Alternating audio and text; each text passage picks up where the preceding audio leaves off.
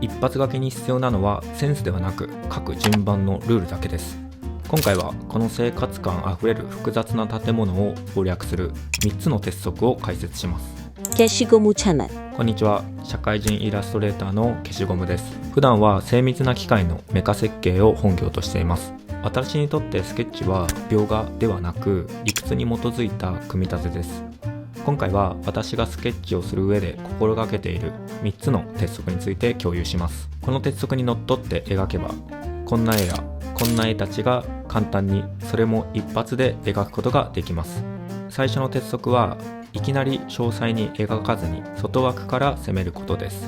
ここで重要なのが、建物をそのまま見るのではなく単純な図形の組み合わせとして脳内で翻訳することです。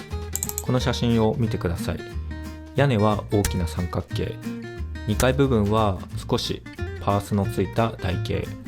そして1階と2階の間にある雨よけも細長い台形、最後に1階部分は大きな四角形として捉えます。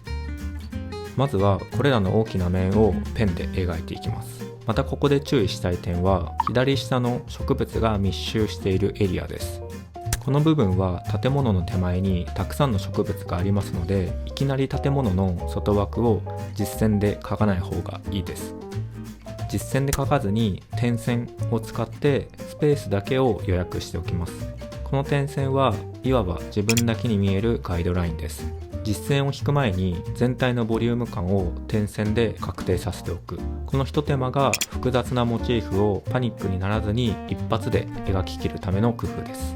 2つ目の鉄則は手前にあるものから順番に描くことです。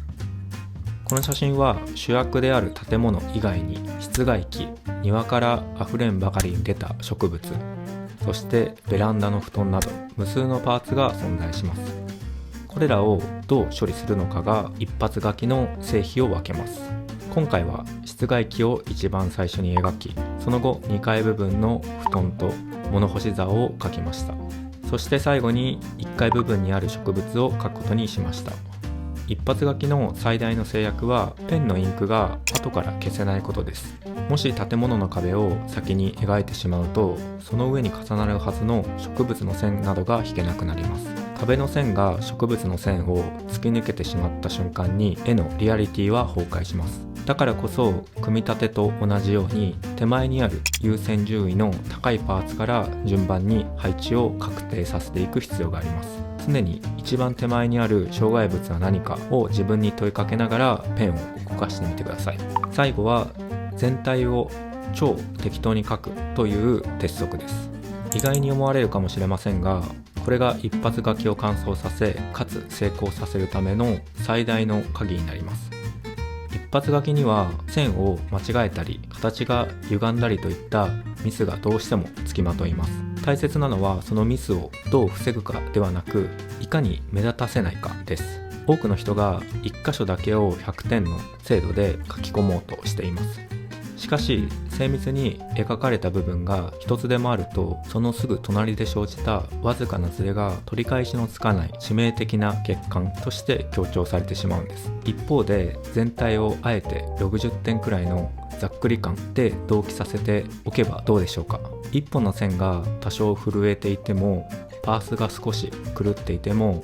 全体が同じ密度のラフさで描かれていれば、それはミスではなくその絵特有の質感として脳が勝手に解釈してくれます。窓の格子も植物の葉っぱもあまり注視しすぎず、記号を配置するような感覚で描いてみてください。